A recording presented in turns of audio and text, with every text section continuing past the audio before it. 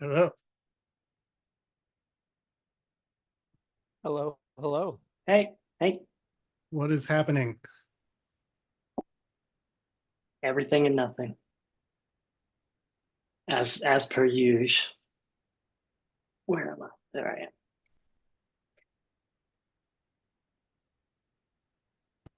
Hey, how's it going? All right, what's on the agenda? Good question. We have to give an answer to hero devs, I guess. That's a good topic, but yeah. Oh, we did. Yeah. Did anybody respond to the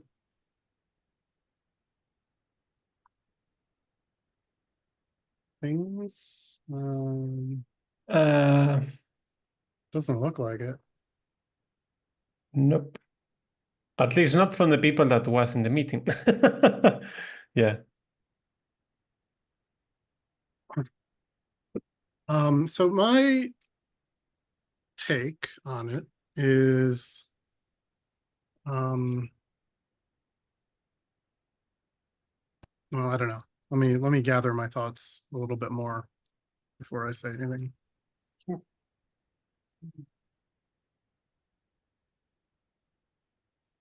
Still think Are it's we- hard. It's gonna be hard.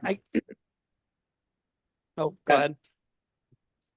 I was gonna say it's gonna be hard to give them an answer without knowing what the deprecation plan is for, essentially, because that's gonna be the big driver of that's. It's gonna be the big need. I think is if/when we cut off support for 4, that's when it will be most relevant, essentially. Yeah, that's definitely part of my thinking as well. Um, it's not, well, right. The key there is that it's not really relevant until, and it's actually not relevant until way after we figure that out too, because they're not going to be selling anything until after 4 is, after we stop supporting 4 for security patches. And so even if we said like, okay, today we're releasing 5 and here's the timeline for when we're going to patch 4, here's the timeline of when we're going to do security releases for 4, that's still, if I'm a betting man, that's still quite a ways in the future, right? Unless people have different ideas of not giving security patches to version 4 for like a very short period of time, it's going to be well into the future. And the fact that we're basically guaranteed that they're not going to be doing any business on providing security patches for versions older than 4. So anything coming out of this is, at least, if I'm a betting man, at least a year away. I don't know. It does depend on the timelines of the support strategy and everything like that we got to figure out. But basically what that means is that our answer to them could be like, we're probably interested, but we're not going to make a decision right now. And it doesn't matter because we're going to be supporting security patches for 4 for some amount of time. And we can defer the actual decision and defer, putting anything up on the website, advertising hero devs, or on GitHub, anywhere that we're supposed to put hero dev stuff. We don't have to do that until such time as that becomes relevant. And I wouldn't want to do it any sooner, I don't think, because I don't know that we're in the business of promoting for-profit companies in general. So those are my thoughts. I see other people have their hand up, so I will shut up. Wes, Oh, sorry. I think Sorry, I'm going to say one more thing. I just remember that we're being recorded, and I don't know that we wanted this part recorded. I don't know. I don't think my comments were terribly controversial, but not very controversial. do we want to stop the recording for any reason, or are we good? I think we should keep the recording for a couple of reasons. One, most importantly, being one of the reasons I raised my hand, which is we don't actually have everybody here. And so we didn't have everybody here last week either when we talked about it. So we might, anyway, I'll let Ulysses go and then I'll bring up my question of if quorum needs to be met for this type of decision. Yeah, that's a good point. Yeah, I would say like, in terms of decision making, at least for today's decision making. I think the idea was more or less to discuss if we are happy with the idea of participating with Hero Devs rather than having everything ready for the event of, releasing 5, end of life for 4, dates and stuff like that. It's more or less like, do we want to take the active part with them and participate, or do we want to just let them do their own thing on Express and we are aside of that? So that was the first thing. And given that, the second question was, are we comfortable on start to getting money inside of the organization in terms of Express? But we are not yet maybe in the point of discussion on how we are going to invest that money at all, right? So that's kind of out of the conversation. The idea was more or less like, are we happy to participate in this program with them? Whatever it takes to make it, as Chris pointed out, maybe it's a year, maybe 6 months, maybe whatever. And the second part is, are we happy on accepting money, even if we don't know what we are going to do with that money for now? Wes.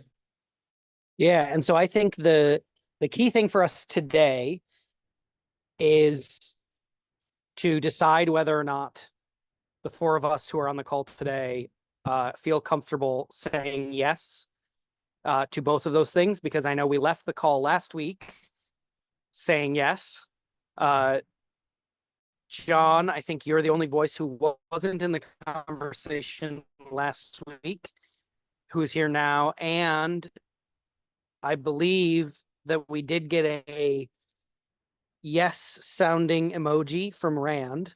It's a pray emoji, so I don't know what that necessarily means, but since we have no opposition stated, I guess, John, I don't know, I'd love to hear your thoughts, but if we have no opposition, that means we move forward by the bylaws of our governance doc.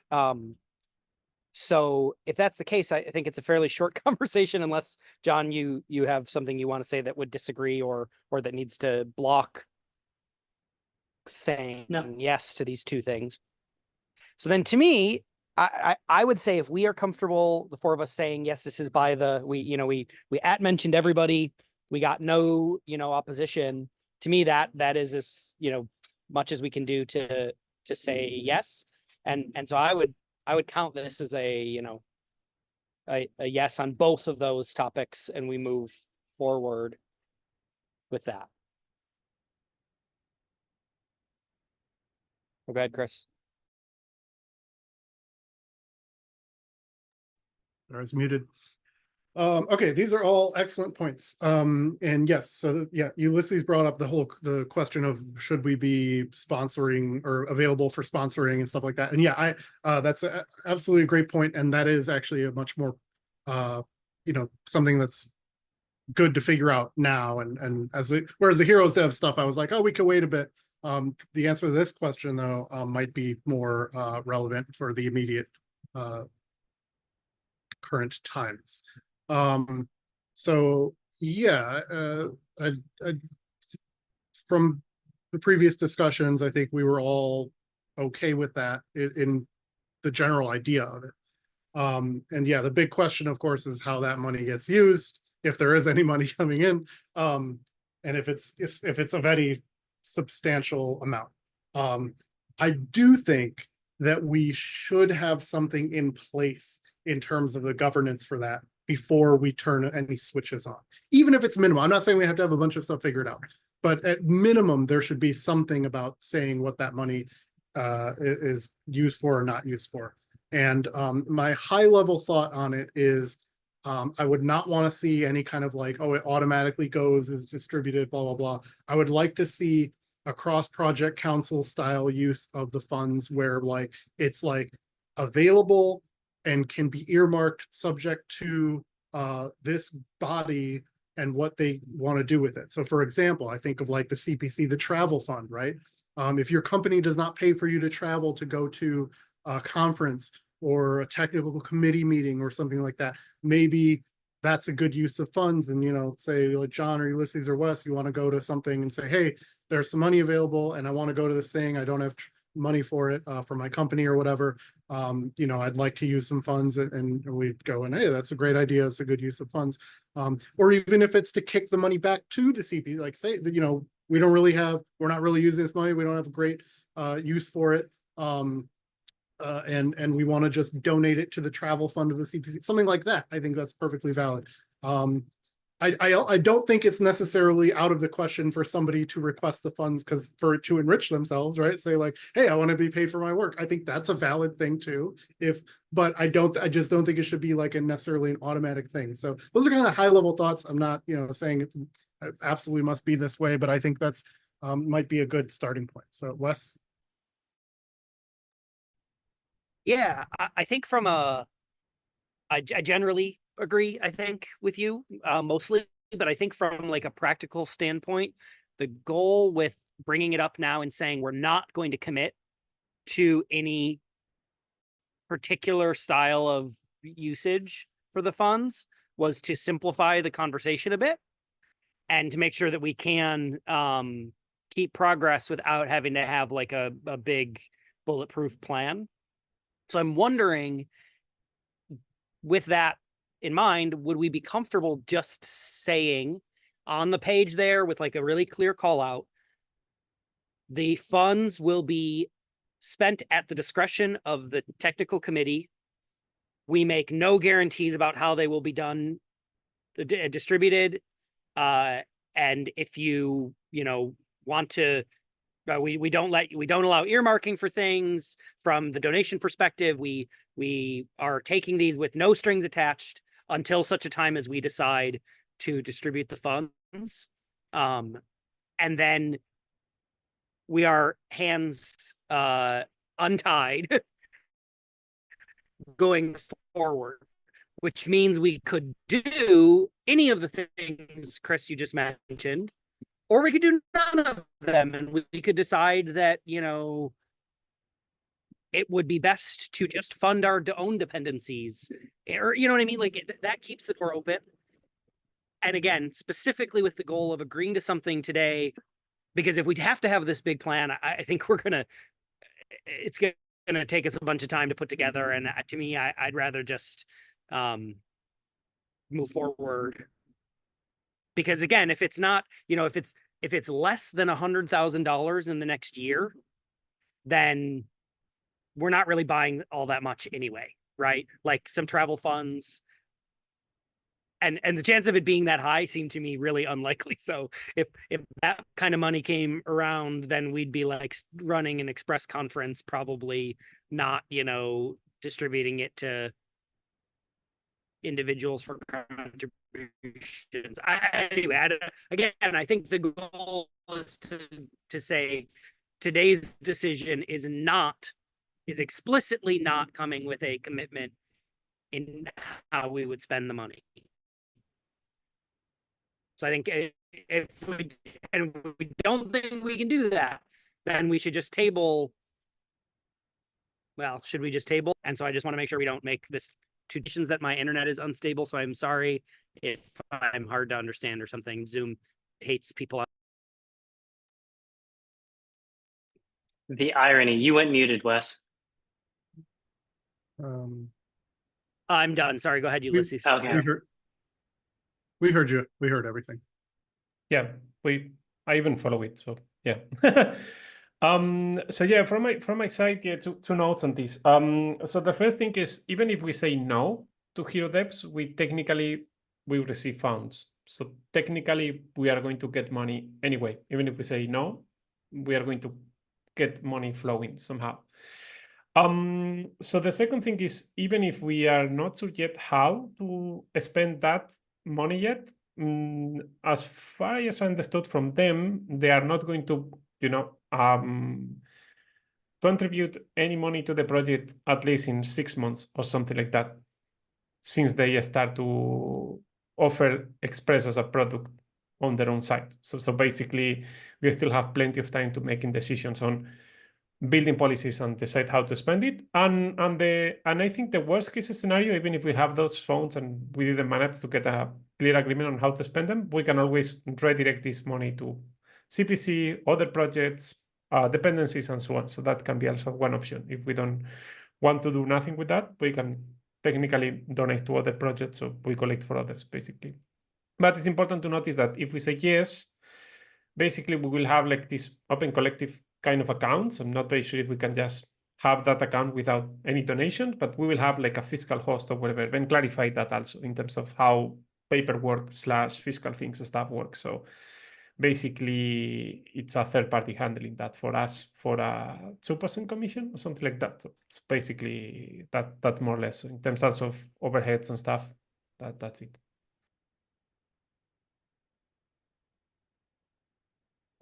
Yeah, that makes sense to me. I wanted to respond to Wes's comments about not needing a big plan. And I may have misinterpreted, but it sounded like a response to some of the things I was saying. So I agree, we do not need a big plan. And I was not suggesting that, so I hope I wasn't. That's not, if it sounded like I was, I really was not. I was,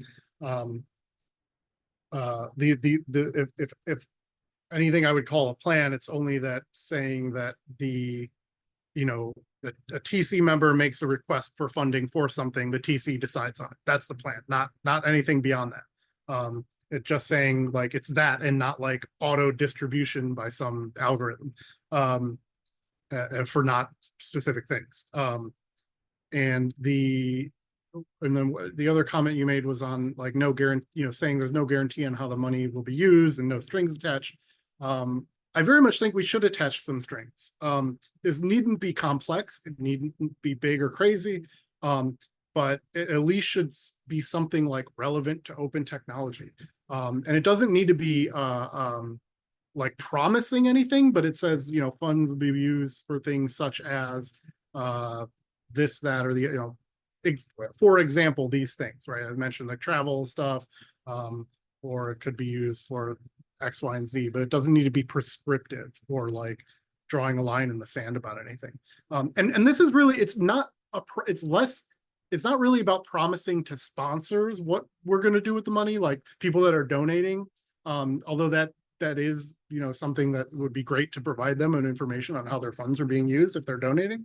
But it's more about the project governance. It's more about like within setting some expectations and boundaries about things. Because if you don't have that, it can be problematic. I'll leave it at that. Wes? Cool. Yeah, we're on the same page then. I was a little bit unclear on if you were hoping to have more of a plan. So thanks for clearing that up. So we do not today have any explicit call out for this kind of a thing in our governance, but I do agree. It sounds like maybe we should.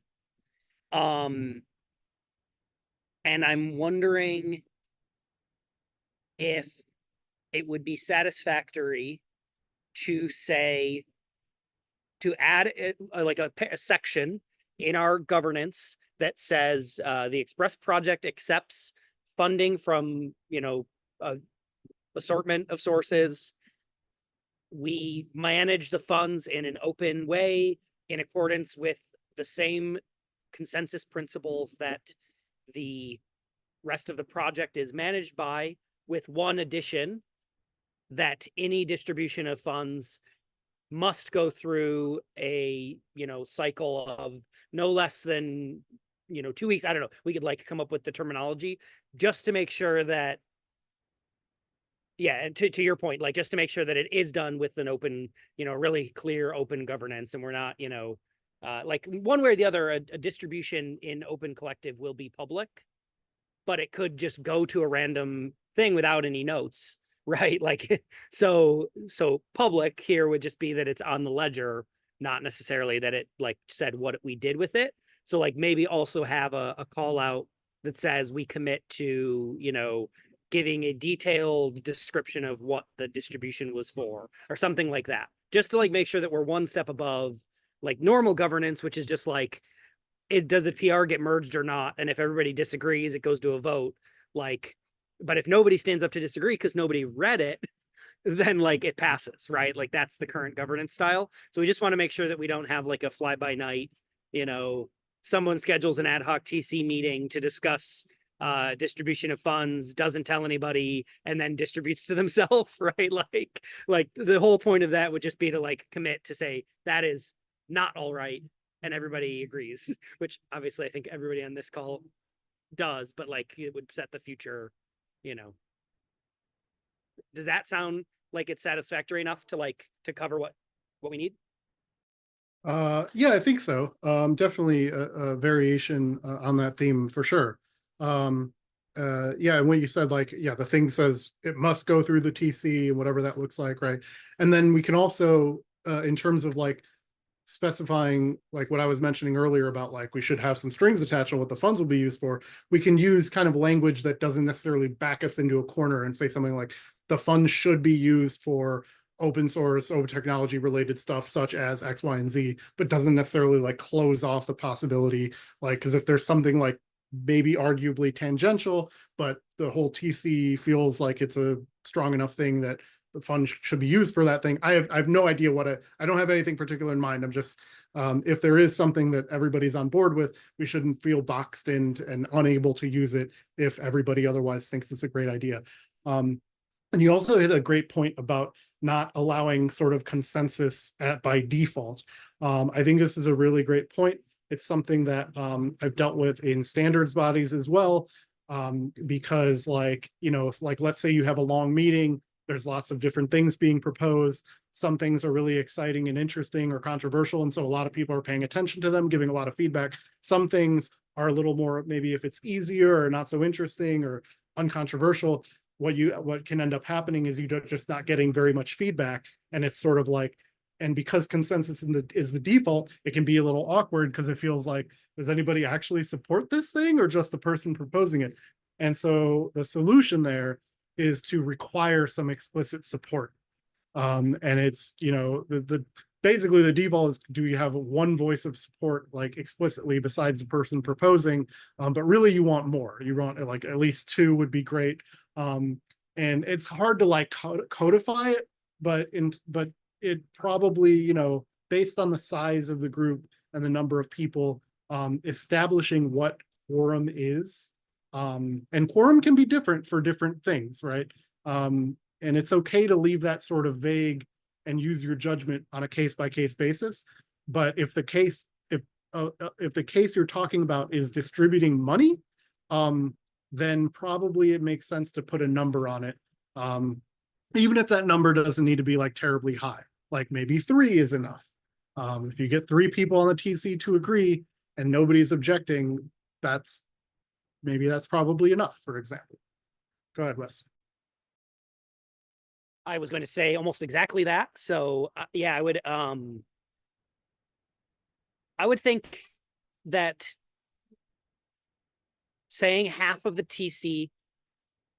So let's like just quickly reference. I think we said a minimum 5-person membership on the TC, right? In our doc. Remember we made some. Yeah, John. I was just gonna say, can I steal? I wrote one real quick. Oh man, am I screen sharing? Screen share. I dropped it into the minutes doc, but I can just screen share here too. Do we like this? Fund distribution policy for the Express Technical Committee. Purpose. This policy aims to provide guidelines for the distribution of funds by the Express Technical Committee to support the activities and goals of the Express project. Decision-making authority. Technical Committee holds the authority to decide on the distribution of funds. Decisions should be made in the best interest of the project and its community. We should probably put, you know, where these vote, but proposal submission, any member of the community or the TC of the TC can submit a proposal for fund distribution. Should include amount requested, purpose, brief justification, explain the benefits of the project. Criteria, this is just loose, doesn't, you know, mean much. Alignment, potential impact on dev and community, feasibility, clarity, previous funding, if it received, if any, and its impact. Voting process, TC will review and vote on each proposal. A majority vote is required for approval. In the cases where consensus cannot be reached, a simple majority vote will suffice. Consensus by default does not apply to fund distribution to decisions to ensure timely and effective allocation. This is just, I think the LLM just didn't understand what I meant very well, but transparency and reporting, all approved fund distributions will be documented and made available to the community to maintain transparency. Recipients of funds are required to report on the usage and outcomes of the funds within a specified period. This also is maybe sus. Amendments, policy can be amended by the TC as needed to better serve project's needs. Amendments approved by a majority vote to TC. I'm not saying we have to I do mean, this, other but than- putting Other some than work. the line that yeah, sorry. I Okay, think I'm lagging maybe, which might be go ahead. sounded like I interrupted you. Oh, well, I was going to say, other than the line, I would say delete the line you italicized that you called out a suspect. And then I think the only other thing other than which would then make this like to me perfect is if we added an actual number on the voting process part, right? Which is what Chris was alluding to there a second ago. So like, what if we just that is definitely not what I was alluding to. Sorry to interrupt you. I'm happy to elaborate. No, it's fine. I definitely, so I added a lot of hmms because there are things that I don't think we should have in there. I don't think that that things need to directly say how they benefit the project, right? If somebody, you know, has spent hours and hours and hours on doing Express work for free, which many of you have, all of you have. I don't think that if you want some Express fundage to go to, you know, Black Hat conference or whatever, I don't know, that where there's literally like of only vague, if that, direct tie back to the project, I think that's perfectly fine. If the TC says, I support this, yes, go ahead and go. This is a great use of the funds. That's fantastic. Have a great time. Let us know what you learned or something. I don't know. I think that's perfectly fine. And so I would not want to gate usage of funds on how it necessarily ties back to Express. If something does tie back directly to Express, okay, fine, great, so be it. But I don't think that should be a requirement. So I don't want to see, I would prefer not to see like stuff like that. And I would like to be as light on the drop that whole section. What if we just deleted that whole number 4? I think he's Yeah. talking about this though, but I mean, I agree. We can strike No, this. It's both of them. It's a lot of 4 as well. Like alignment with project goals and objectives is also like, yeah, I mean, I just don't know that we need formal evaluation criteria, like, and if we do in the future, maybe we flush that out. And then on the voting, okay, good. We deleted it, right? Okay, sorry, it just was lagging maybe. Okay, and cool. on the voting, I'm always concerned anytime you have what should be a consensus process and then has a voting fallback when you can't get consensus. Especially when it's like a simple majority, because simple majority allows for like, that means you can have a fair amount of dissent and people saying this is not a bad idea and or this is a bad idea, and you're gonna do it anyway because you know, 6 people out of 10 want to do it and 4 people, even if they're vehement in their opposition, don't want to do it. You're going to do the thing anyway. I don't think that's good. I don't think that's a healthy for consensus driven body. And I would very much like to not have voting at all. And if there's going to be voting to override a block to the consensus, that override of the block should be significantly higher than a simple majority. I know OpenJS uses 2/3. I don't know. I don't know that there's a great answer to that. But it may be that you just don't want to allow the voting, and if you can't get, if somebody blocks the usage of funds for something, maybe it just blocks the usage of funds for something, and if we can't convince them to remove their block, then it is what it is. Or you say if every other member, maybe that's the standard, right? If every single other person of the TC feels like their block is not reasonable, then maybe that's the override.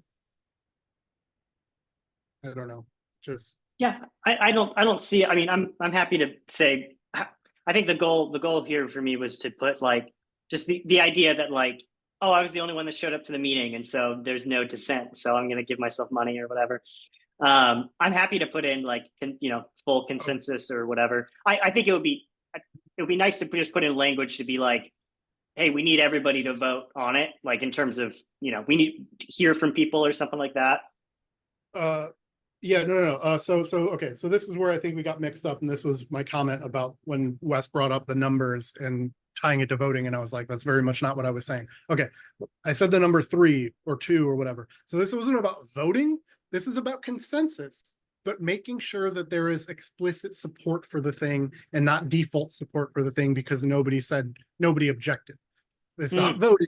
It's just saying that, like, let's say there's the 4 of us here, and I'm proposing to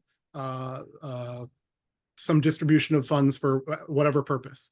And nobody says anything. It shouldn't automatically go because there's been no objections, right? We should say, hey, at least a couple of you need to explicitly voice your support for the thing. That's not voting. It's just saying that the thing not only does not have objections, but actually has some level of explicit support for the consensus. Does that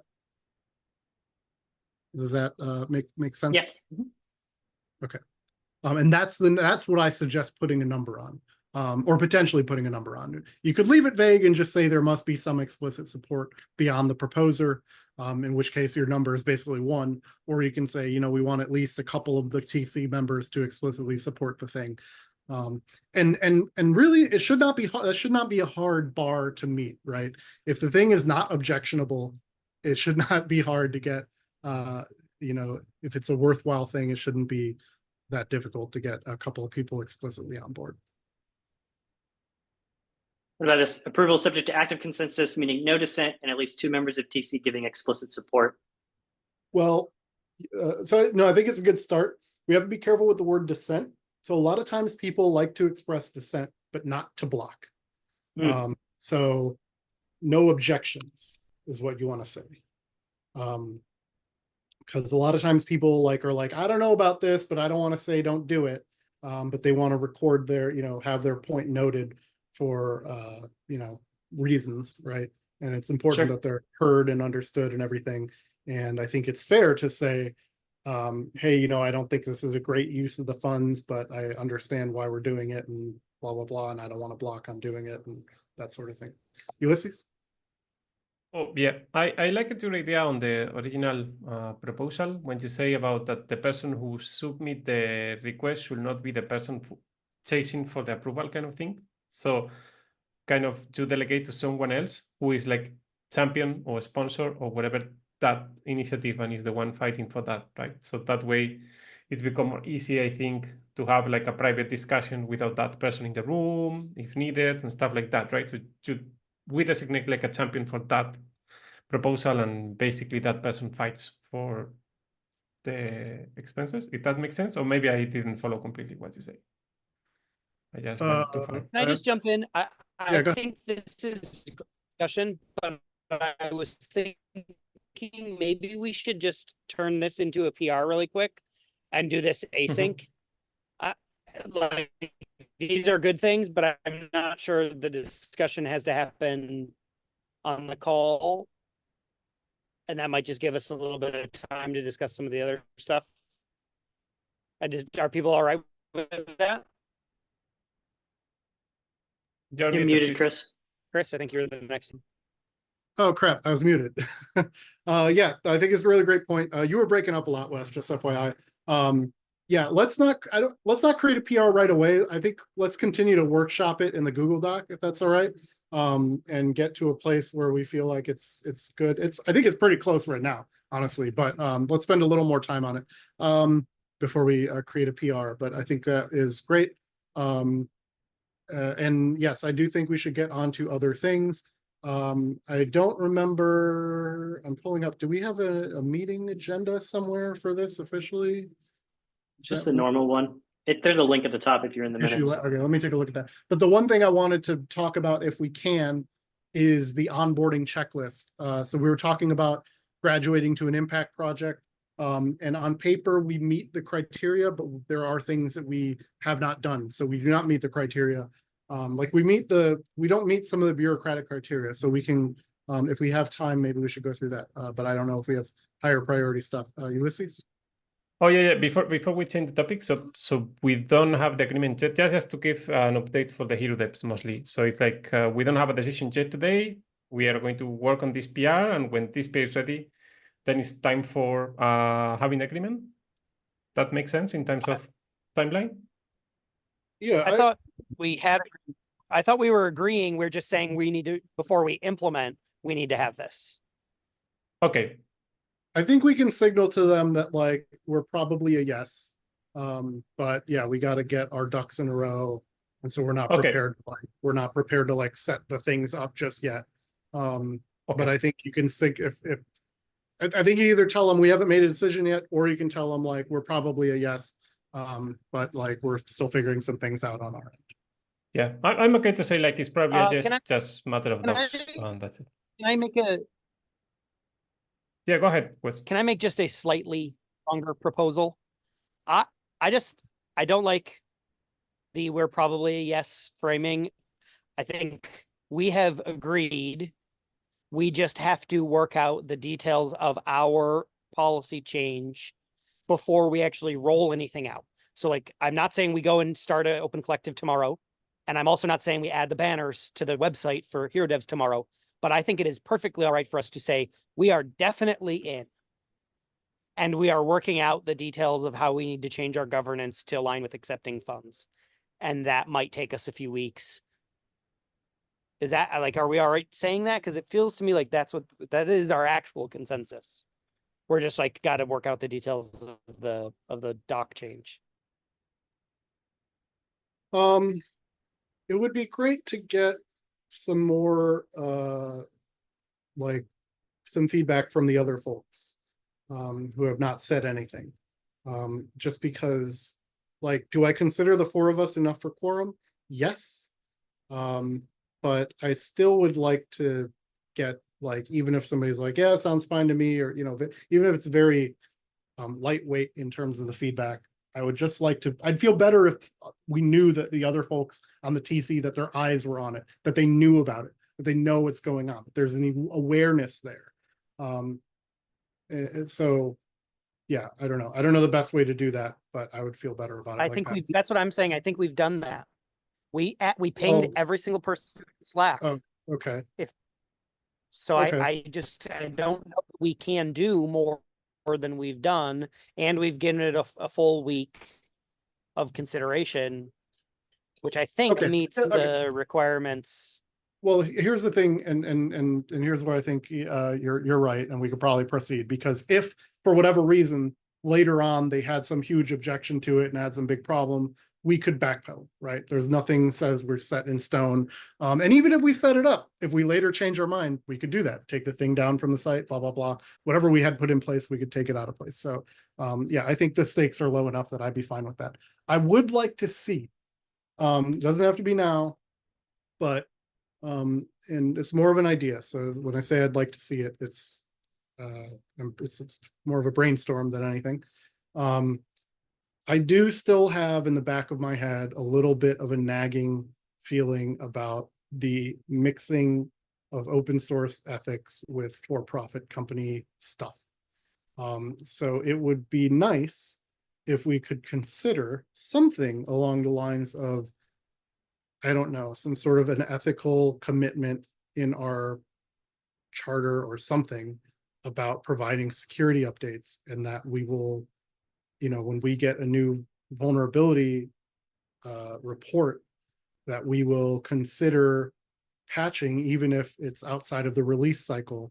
And the whole point of this is to assure ourselves and the community that we're not going to kick something that we should patch just because we want to get money out of it for some reason. And that we should be making those decisions in isolation, independently of the arrangements that were made, and commit to doing that as a project. Just a thought, John. Yeah, so I think that I was there for the Hero Dev conversation, and I think they answered good questions for us, and I think we laid it out pretty well. But basically, excuse me, sorry, none of it really goes live until we decide actively to stop doing V4 security patches, which I don't think we're obviously we're not close to that until we get V5 out. That's the big thing that we need to decide on, is when are we happy saying we're not going to patch a V4 anymore, because that's when the value prop that's when Hero Devs is going to make their money, and that's what they want. Is they would prefer if we, like, the thing that this is what I mentioned in the meeting, is like the value prop to maintainers is we no longer have to go back and do any of that stuff. And they would prefer it if we did it, because that's their profit incentive, essentially. So it's like, I'm for Hero Devs once we decide finally no more security patches for 4. I just don't know when or where or what that looks like yet, in terms of we haven't decided on it. So I'm for it in that I think it is better than just saying, sorry, you guys will never get any more patches.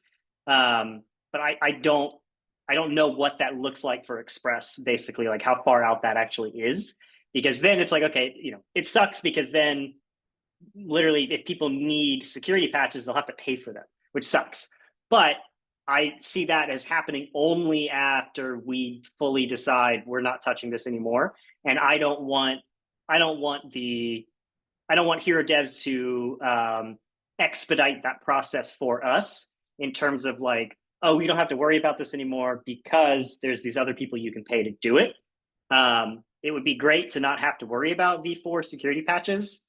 However, I think that's a discussion we need to have deeply, probably non-recorded or whatever, about just, it doesn't matter if it's recorded, but with the TC in general, about like, how long do we want to continue to roll security patches for 4? Because right now 4 is the major, so of course we're doing it.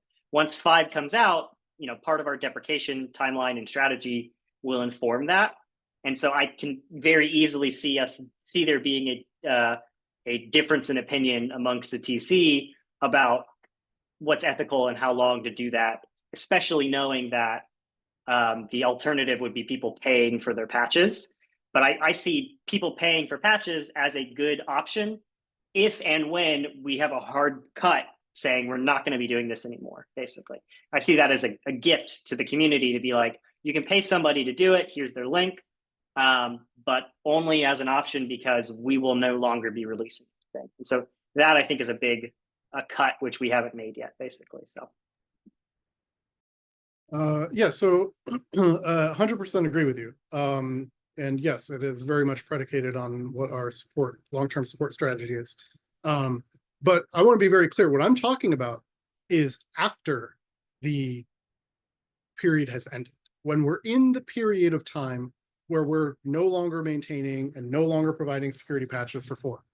And I talked about this with them in the meeting. I had asked, what happens if we want to patch the thing? Because we're going to be getting the vulnerability first, right?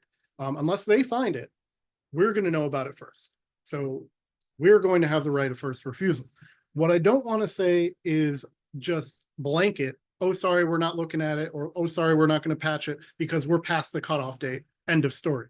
The commitment that I'm talking about in terms of ethics is making sure that we don't want to patch it actually, and not because not just because it's like we've drawn a line in the sand about a date, and because Hero Devs is available to patch it.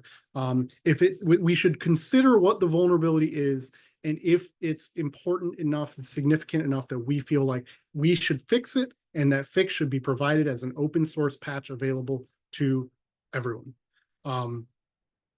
That's what I'm talking about. And they can't stop us from doing that. And so that being said, there's like this other category of vulnerabilities, many of them in fact, where it's like some really niche thing, or like when you do something, when you take call this function with untrusted user input, this bad thing happens. And it's like, well, you should be sanitizing your input. There's all kinds of CVEs like that. For stuff like that, I'd be more than comfortable saying, no, we're not going to bother with this dumb thing. But, you know, I can understand why some company wants this thing not to turn red in their, you know, vulnerability scanner. And so they can go to Hero Devs for that. You know, there's a whole class of CVEs that are like that, where I'd be very comfortable saying we're not going to patch it. But anything that's like that we feel, I'm just saying we should be considering the vulnerability on a case-by-case basis and deciding whether we should provide that to, you know, as open source, just as good custodians of open source and of Express. And rather than just drawing a line and saying, nope, it's past the cutoff date and bury our heads in the sand. That's all I'm saying. Yeah, I agree with that. I mean, again, I think that we're due for a spirited discussion internally about that, because I mean, that was one of the core things. My question to Kira Devs too is like, what do we give up? Do we give up anything, you know, in exchange for you giving us money, et cetera, et cetera? And the answer is like, no, they obviously can't stop us from releasing patches. It's their incentive for us to not do that in terms of just pure profit. You know, their business model works by, you know, that release line going quiet. They make more money that way, which is a service that people are willing to pay for, and they'll do it. But so yeah, I don't know yet because we haven't seen it happen yet. But also keep in mind that like quite likely Hero Devs themselves will be a major source of CVEs in the V4 release line. That's a big part of what they said that they do too, is that they will be finding more vulnerabilities and potentially filing them.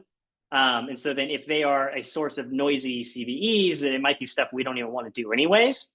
And then again, to that point of like, you know, the particular kind of CVEs, which are not a huge deal, basically, I would expect to see them creating a lot of CVEs and finding a lot of stuff, which is good security research and is also good for their profit, their business model, et cetera. So, but yeah, I don't think we'll zero this out, but I agree with you, Chris, too, that like I think we should think long and hard about it, because it's, you know, ethically, I feel good about like, if there's an easy CVE to patch, we should do it, you know, like, et cetera.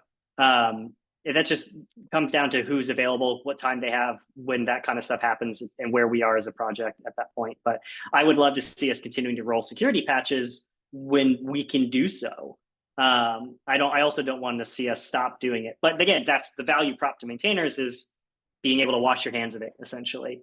So who knows? We won't know what that'll look like until we're there, basically. But yeah. No, 100% agree with all your comments. But I will say that if it's easy to patch, that's actually not very compelling for us to fix, just because we're not leaving people like out in the lurch, like wanting for a patch. If it's easy to patch, then like whatever, okay, you don't really need us to produce the fix for it. I'm more worried. What I'm really concerned about is leaving open source consumers, and by that I mean usually more open type things rather than big for-profit enterprises. I'm more concerned about leaving open source folks downstream, you know, with a vulnerability that's not easy to fix, and saying, hey, go pay this company money when they don't have any money. You know, that's the people I'm concerned about. That's the use case I'm concerned about. So an easily patched thing, I think, is easier to say, you know, Hero Devs, you deal with it, because somebody can easily patch this on their own if it's a problem for them and they can't upgrade to V5 or whatever it is. I hope to God they can. So, all right. Other things on the agenda for today. Like I said, I had the hi John, I see that you've joined us. Welcome. Is on the checklist for project progression something that folks would like to talk about now, or is there something else that is more pressing? Not hearing any. Oh, go ahead. I was just gonna say, I'm just looking at the agenda. We have Express sustainability, which is the funding. These are things that have just been getting carried from agenda to agenda. Sustainability funding deep dive. We might be able to take if we're not going to discuss this actively, we might just take it off, take the label off. Socket dev reports on all repos. These are things, again, that have just been on the agendas the past couple ones. I'm tabbing into them to see. This has been on the agenda since like the April 18th, the socket.dev specific issue. And then for V5, thank you for screen sharing. For V5, we don't have much movement on those to-dos that I'm aware of, but I can click into them and take a look. I have 2 PRs that I just need to land. That's like my exposure right now to that. So do we have any new comments here? No. Okay. If we have time, which we probably won't, I would love to talk briefly about security stuff at some point, just to see if people have an opinion about something. Yeah, we really need to do that. We keep talking about doing it, and it's probably my fault. I keep saying let's schedule a meeting to do specifically security stuff because we never have time in the TC meetings lately. So if somebody wants to start a Calendly or a Doodle or whatever to find a good time, please feel free. Otherwise, I will hopefully get to it at some point. But so far, I've been letting folks down on that aspect. All right, Express onboarding. So this actually came about because I was looking for, okay, if we want to go be an impact project, what do we do? And I found the thing that we go do, but in my search and my archaeology, I found this issue from 2019, which was to just onboard Express as in, probably it was incubating, and this was to become an at-large project. And so some of these things were checked off. Some of these things were not, and I checked them off because I'm pretty sure that we did those things. And then there's a bunch that are not checked off. And if we want to be an impact project, we need to check them off. And then we need to create the new issue for all the impact things that we need to do. We have not done CLA or DCO, I don't think. And these are not required for when, pull requests are created in Express projects. So has any thought or consideration thus far? Go ahead, Wes. If I recall correctly, we decided that we didn't want to do those. But I'm not sure if that's...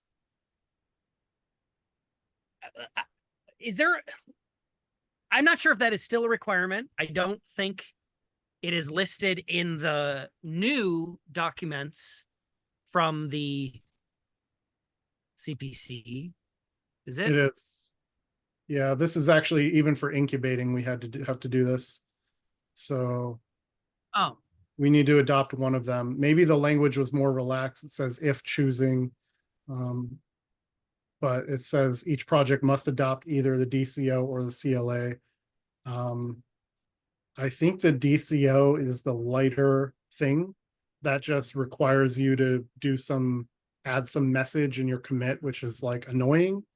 But there's also like when they're missing it, there's an easy thing in GitHub, like where you copy paste these lines into Git or whatever, and it automatically adds the message for you. So it's annoying, and I often forget to do it. This happens on like OpenSSF stuff. And I'm like, and so it fails CI because it doesn't have the DCO. But the fix is really easy. It's just kind of annoying, and it has its roots in the whole Linux IP fiasco of years gone by, or Unix stuff. So yeah. I don't see anything on jQuery about a CLA or DCO, I don't think.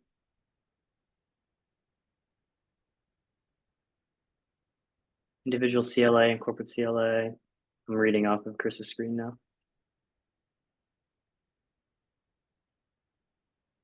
Pretty sure jQuery is, well, maybe jQuery is an impact. Yeah, jQuery. When opening a pull request, you'll be asked to sign our contributor license agreement. Both the corporate and individual agreements can be previewed on GitHub. So they do have a CLA. Cool. Okay, we don't need to solve that right now. Maybe take some time, take a look at the differences or whatever, and maybe we can. But it is a requirement. There is also a governance.md, which I think, do not have. Do we have governance MD? I think it was Um, considered all right to just have our governance The in charter. the place that it already lives. Yeah. I Yeah, thought that so was we- the case. Yeah, so we have right. So it's not that there's no governance, it's that we need we may or may not need the file. So I actually am working on the community health file guidance here. What do we say about governance? Governance should be is required for all impact projects. So they do require a governance file, but it may be just a matter of moving some things that might be in the charter into governance. Or maybe it's enough that we have a governance.md and it says, see the charter. Maybe you'll bring that up in the CPC meeting tomorrow. I think that's probably fine for the purposes of checking off that there's a governance MD document. Maybe we can just say, hey, it's in the charter. And as long as the CPC is ultimately the approval body. So if that's good enough for them, then maybe we're fine on that. Okay, so the next thing is a legal copyright notice on project website and GitHub. I think we still need to do that, right? It says Express is a project of the OpenJS Foundation. Oh, hang on, it's actually a link. So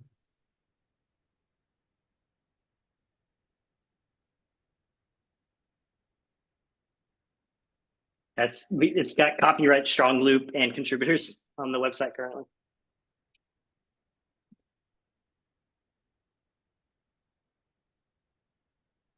okay, That's specifically for the website though. I see. But it says update on GitHub. So what does it say? I guess there's a lot of repos, right? But let's consider. All right, so we do not have a copyright notice on.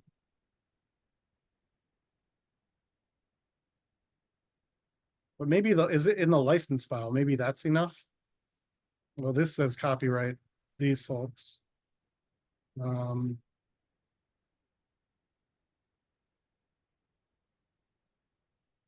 right, maybe we need some Yeah, is there somebody that can sit with us and clarity. answer some of these questions? I don't know if Ben on Slack Yeah. can or Yeah, not. maybe. And then we need OpenJS Foundation logo on the project website. We definitely don't have that.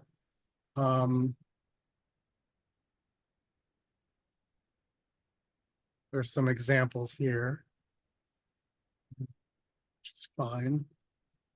I'll open So an issue. that shouldn't be too big of a deal to add. Transfer logo mark to the OpenJS Foundation. So I Actually, believe that stuff was done, and I believe that stuff was done. I think there was some question exactly on some of parts of it, but I think it's all been sorted out. Okay.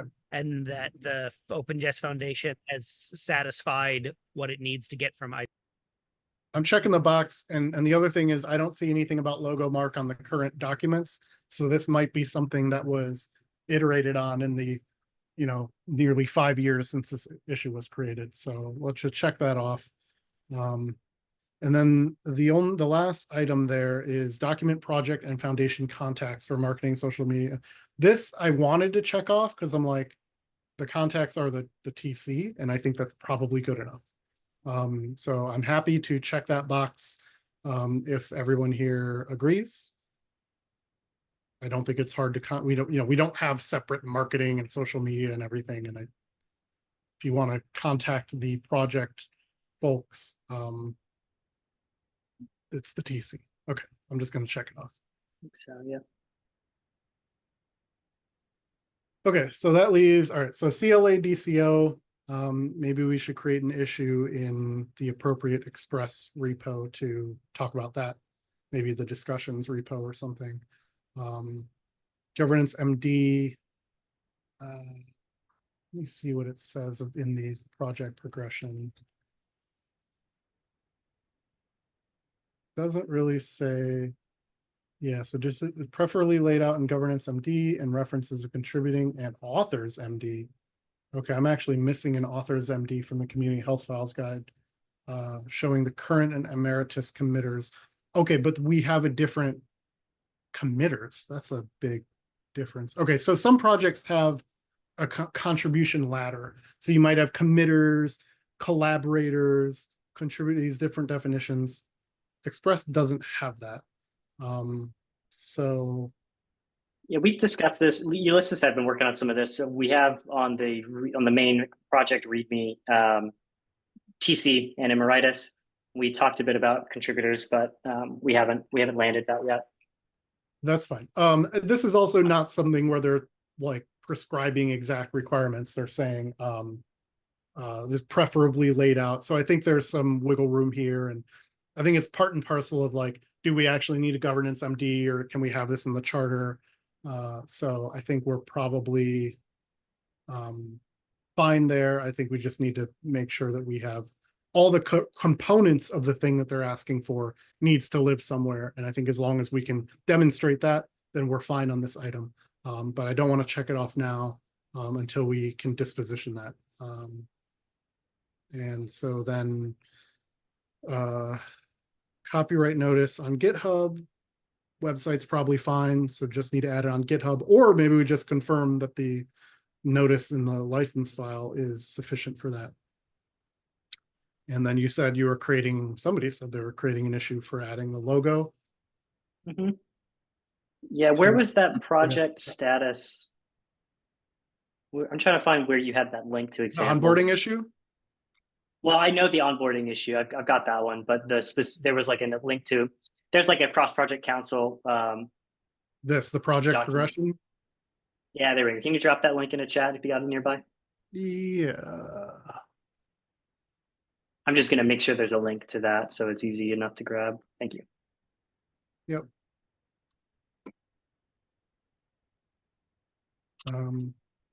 And I don't know, this is like the onboarding checklist, so maybe we can just mark this issue as done and pretend like we did all the things. I don't know. Oh, hang on.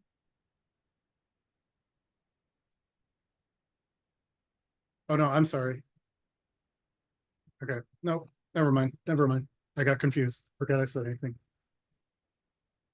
All right, so it sounds like the biggest thing there, the biggest unknown, I guess, is really on the CLA or DCO. So I realize we're past time now, though. So maybe I will paste.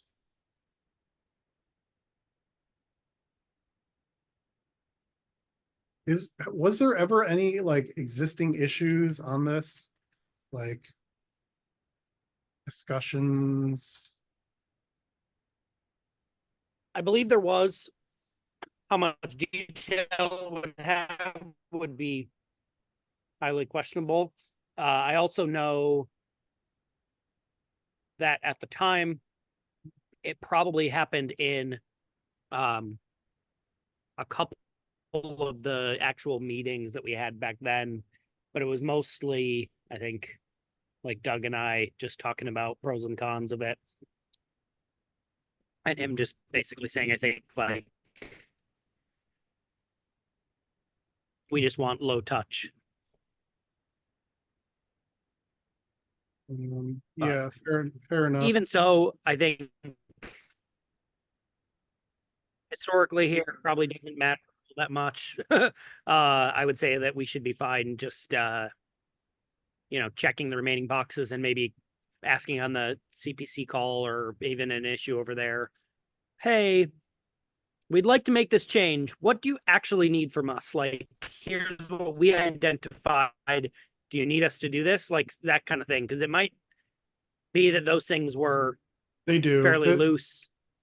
No, applied, and that we can just change the, change it without much. Yeah, no, this is a Linux Foundation thing, and it's very much going to be a requirement, the DCO or the CLA. So the big delta here is The CLA is kind of like like sign this agreement. So it feels like it's more heavy. And maybe arguably it is. But the CLA thing is that my understanding is once you sort of sign that or agree to it or whatever, I forget what jQuery does. Maybe we just do what they do. Is that's a one-time thing? I think. So it says, oh, you'll be asked to sign our agreement.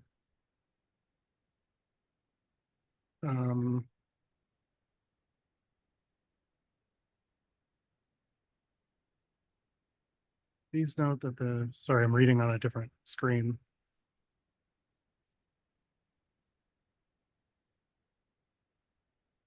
All right, I'm actually not sure. What I was going to say was the CLA is you sign it one time and then you're good to go.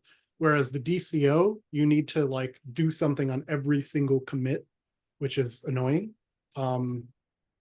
So that might be a good argument for just doing the CLA.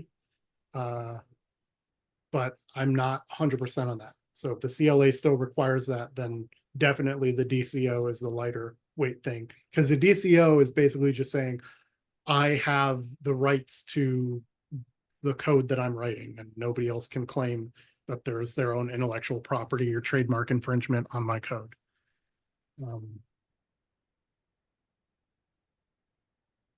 So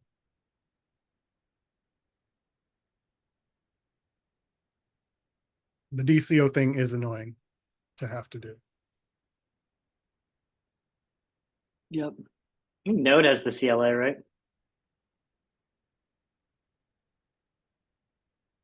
I don't know. I think I've had to sign it for them before. Let's see. Oh, okay. Maybe it removed it. Well, I don't know. I'm just Googling things. No, Node uses the DCO.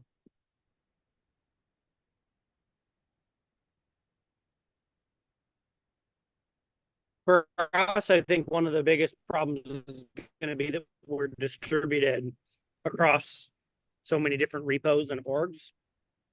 So that might impact what we would choose in this. Although, hey, I'm noticing that there's no CI for it. So maybe they don't enforce it at the commit level. Yeah, I'm not seeing their commits actually having the DCO sign off.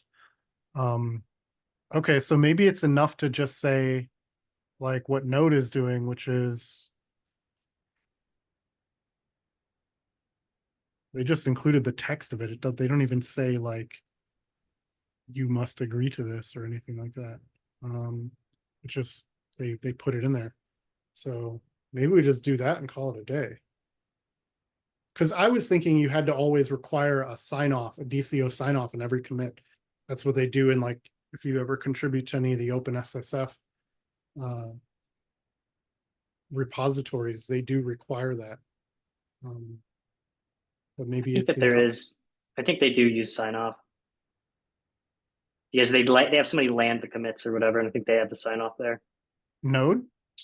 That's what I think. I can't recall. But you would Node.js, see it no. because what I'm talking about, you would see in the commit message. And if Yeah, I I'll look check at, their main. I'm looking at the commit log, I say reviewed by, I see PR URL. I'm not seeing DCO sign off. Whereas if I go to like, for example, Oh yeah, I do see reviewed by. but if I go to like OpenSSF, for example, and look at the commit messages, you have signed off by, signed off by, signed off by.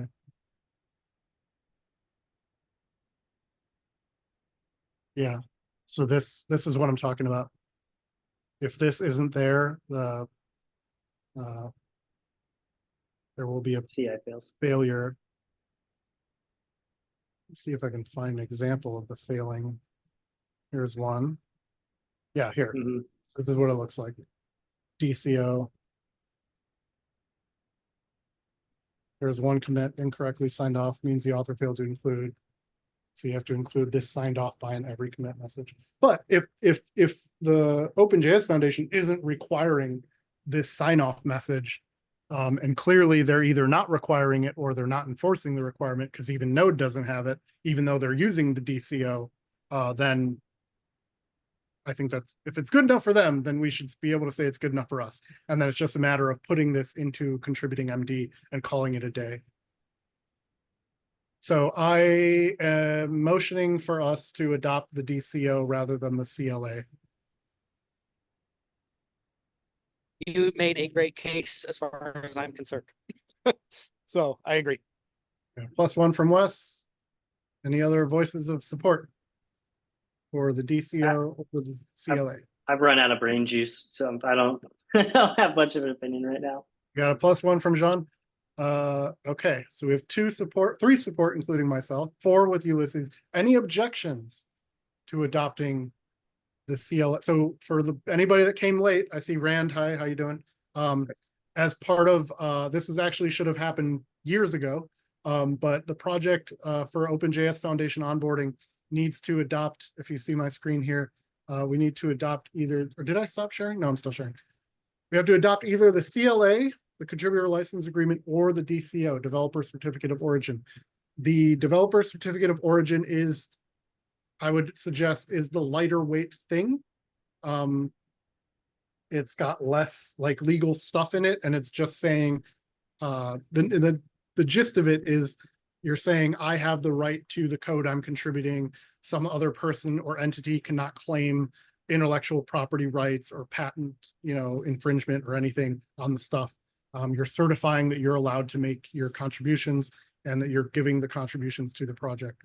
So I'll stop there. Ulysses has hand up.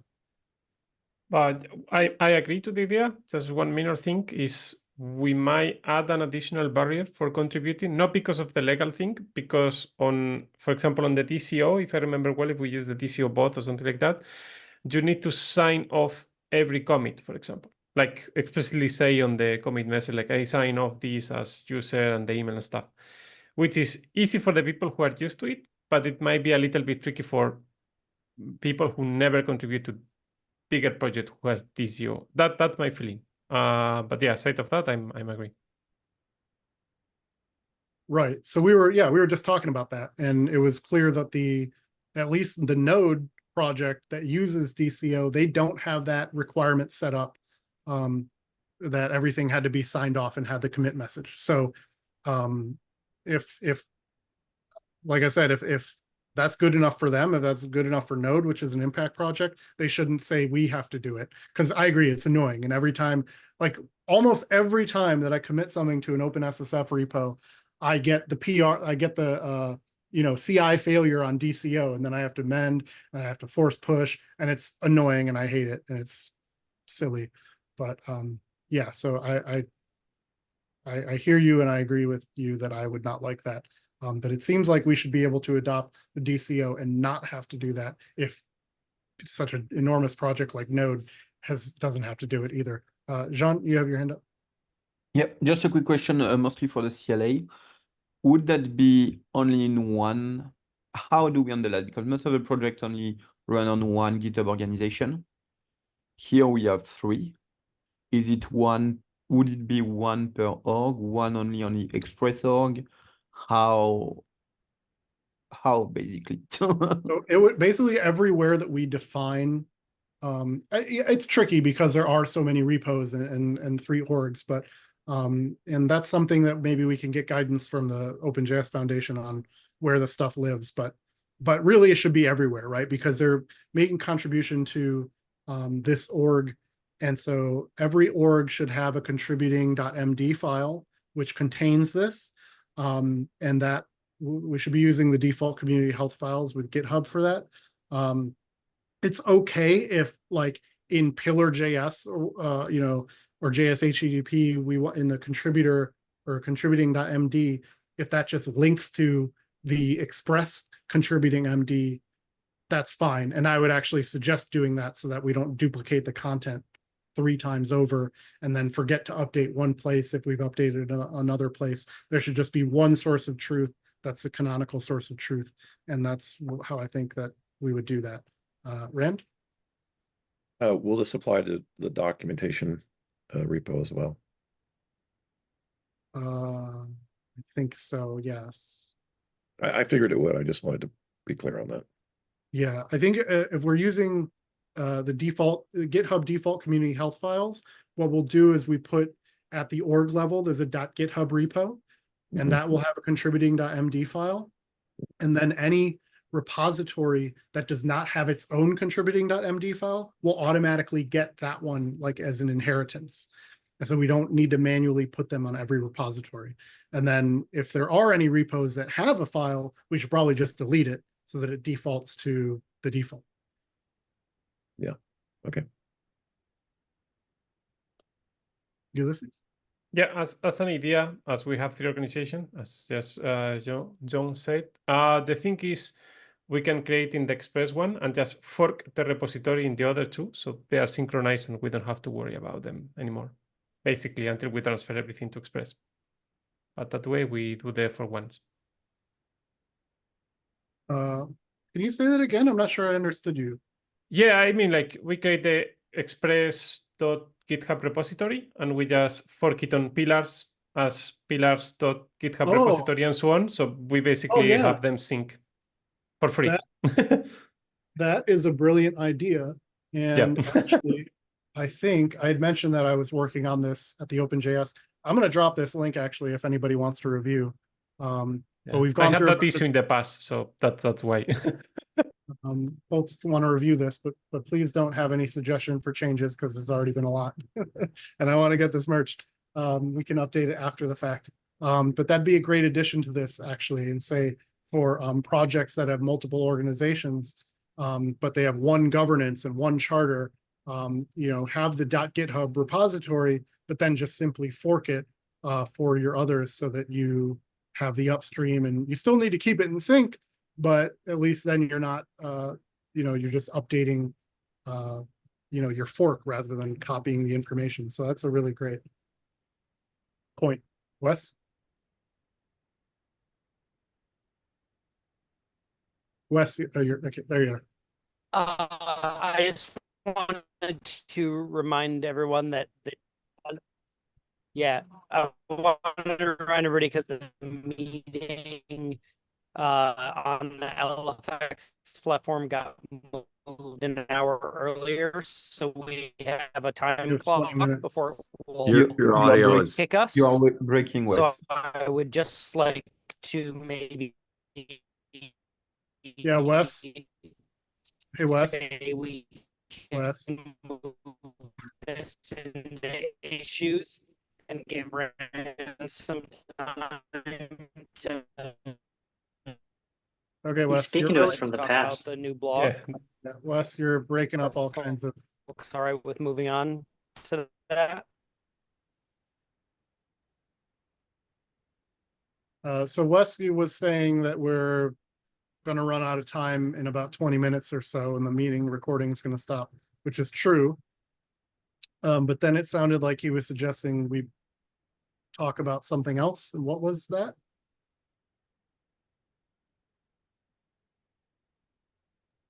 The blog. The blog. Okay. Yeah, I can if I can get about 3 minutes, I can briefly just give you guys a quick update on the blog. Yeah, no problem. Okay.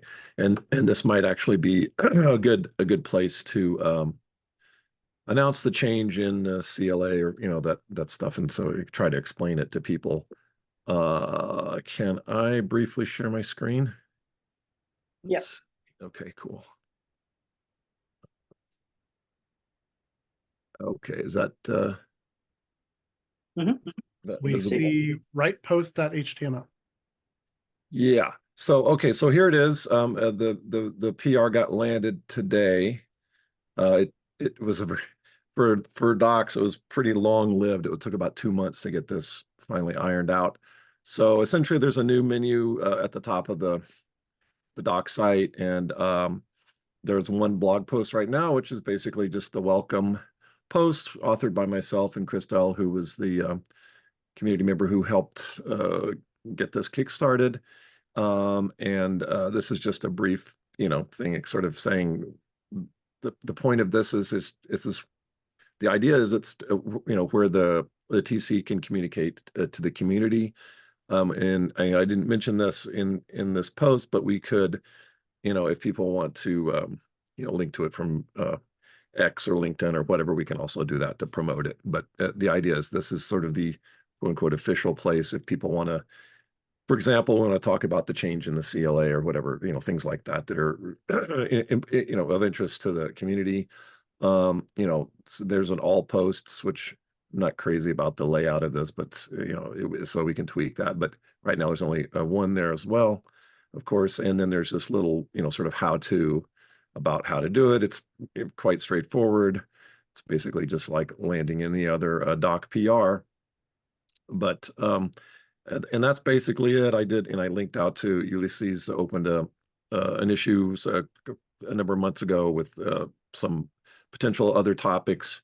So I linked to that if people are interested. And that's basically it. I just wanted to sort of give you guys a heads up that finally got landed.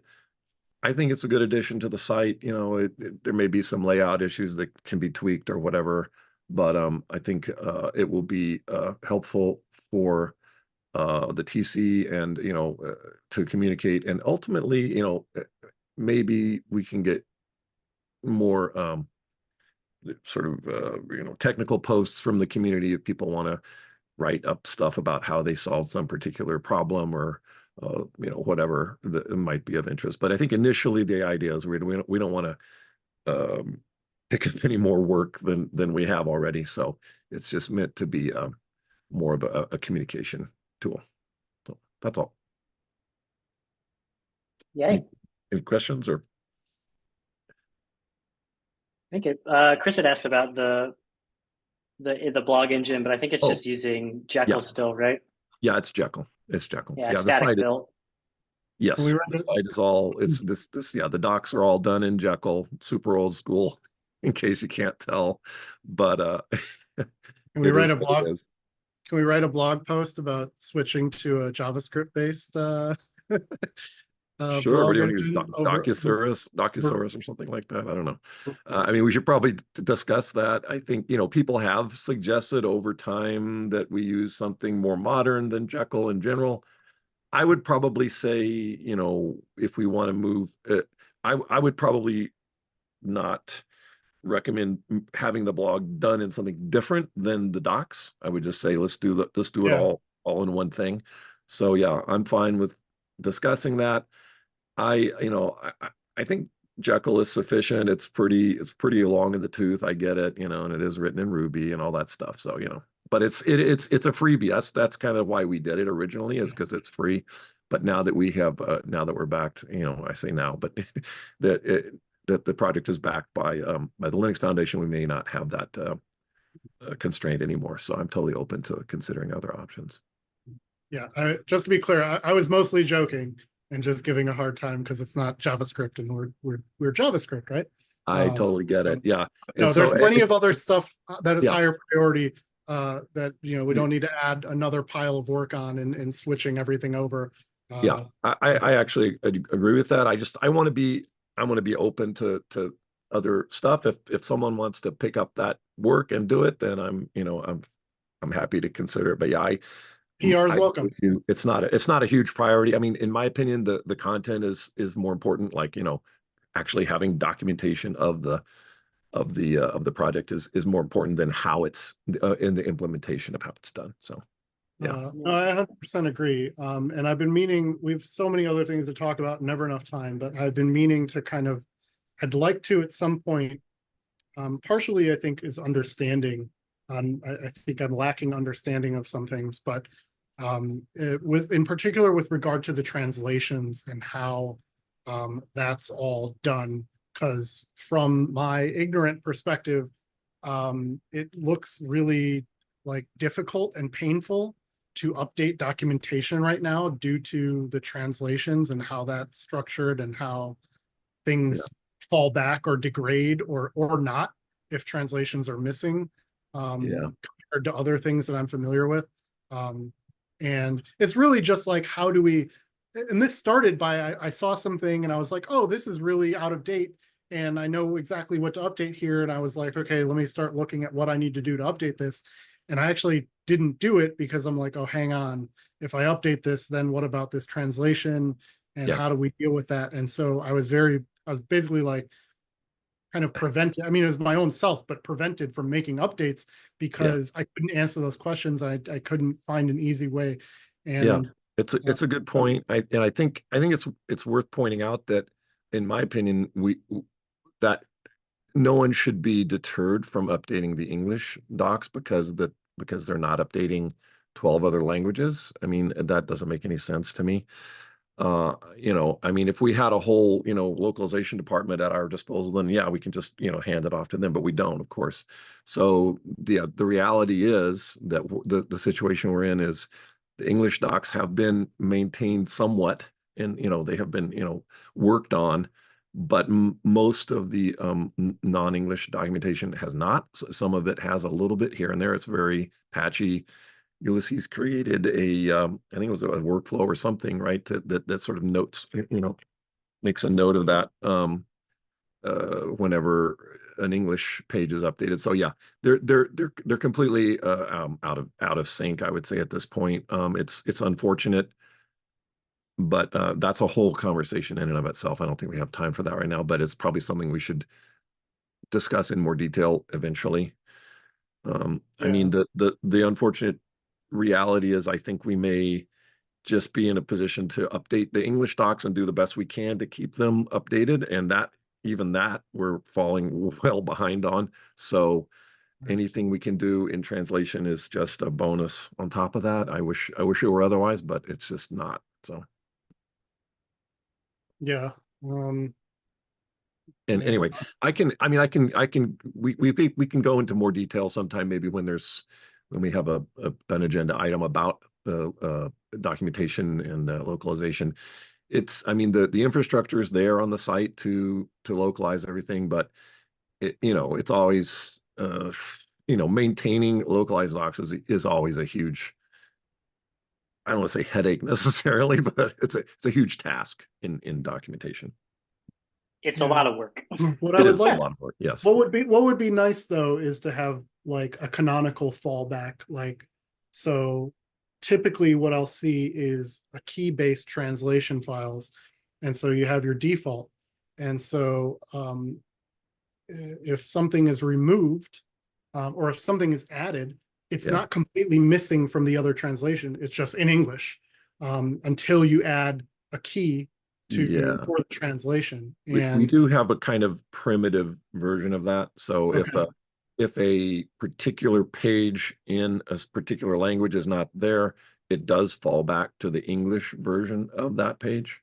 Oh, but it's the entire page. Right? It's the entire page. It's not individual pieces. So that's the granularity. Yeah. Right. So like, at what point does it make sense to, like, where's the threshold for just saying like, oh, we're going to delete the page now because it's so out of date and just fall back to the English? I don't know. It's a difficult problem. It is. There haven't been too many significant changes, I don't think, to the V4 docs in terms of like, there's been clarifications and stuff like that, I think, over the years, but I think a lot of it's been at rest for a long time. So, but yeah, to answer your question, somebody will open up a PR to be like, I translated everything to I don't know what the Indonesian language is. I forget what it's called, but that is one of the localizations. And somebody just is like, here you go, which is wild and cool.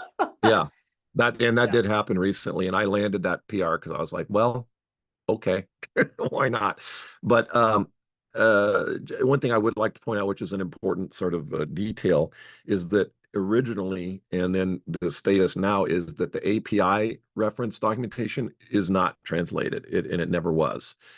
And that came out of a policy that IBM had, at least when we were, 10 years ago, or whenever, 15 years ago, whenever I was there, that they're like, yeah, we don't translate API docs. We only translate the sort of everything else. And so that's where it is. So for better or worse, I mean, on the upside of that is, the translations of those of the API reference is not outdated because there are no translations. And so, and that's actually a big part of the documentation. It's probably, I would say, maybe one of the most important parts of it, because it's actually like the nuts and bolts of how everything works. And it's all the stuff under getting started and the guides, you know, and like using middleware and all that kind of stuff. All that stuff is translated. So anyway, I just thought I'd point that out. I don't remember when we get kicked so- out of this meeting automatically. Is it at the 30? Well, we just no, we just rolled through it. It's at about 45, but let's say it's about 40. I will say that whatever policy you're talking about for IBM, so I work for IBM. Yeah. At least for the product that my team's responsible for, the API reference is available in several languages. Okay, interesting. Yeah, I so- don't know. That's just the way it was when I was there 15 years ago. And you know, honestly, the way that I mean, I don't know if you care, but the way that it happened was, it's like somebody said, "Oh, we have some extra budget at the end of the year. Why don't we translate the Express documentation into, you know, 9 different languages or whatever it was?" And so it was just kind of like, okay, here it is, you know. yeah, it must have been a long time ago, because the words extra budget available are not ones that you ever hear in I'll be there almost 10 years. So Yeah. that'd be nice. Yeah, I'm trying to remember when this was. Requesting that be redacted from the recording. Yeah, no, I get it. I mean, that may have been just the way it was put. It may have been like somebody, I don't know, had, you know, it all came about through the during the time that Strong Loop was acquired, and so it was maybe part of that whole process. I don't know. It was above my pay grade, but Yeah. anyway, if we want to delve more into this in detail and figure out what the you know, how we want to approach it, I'd be happy to do that. But I think it probably should be a specific agenda item where we can drill down. I'll just throw it out now. Is anybody completely allergic to the idea of having an LLM do a pass through for some of this stuff? I don't trust it very much. For translation, you mean? Yeah, I mean, I don't trust it significantly, but I mean, not so much like redo it, but like I've dropped stuff in when reviewing translation PRs to be like, does this make sense? Like, is there anything terribly or bigoted in this translation? Yeah. Oh, well, we can probably have a whole session talking about how we want to handle translations in the future, or ask people, be like, does anybody want to help with this? Because that's how it's happened in the past, is people donated their time and effort, which is awesome. So yeah, TLDR is like, it would be great to have better translations. We have bigger fish to fry in terms of docs quality, but also like, I mean, you know, Express is in so many languages, and it should continue to be that way to the best of our ability, you know, or at the very least to not have misleading translations. It's just, without having subject matter experts, it's impossible to know where our state is currently. We can look at diffs. That's one great way to do it, but yeah. Would any I'd like to, I know we only have a few minutes left. Are folks okay if we if we can stop recording? If you have the ability to, sure, I'm happy with that. I don't, it's nothing spicy. It's just more like, I don't know if we should. Yeah. So all right, I'm going to stop if I can.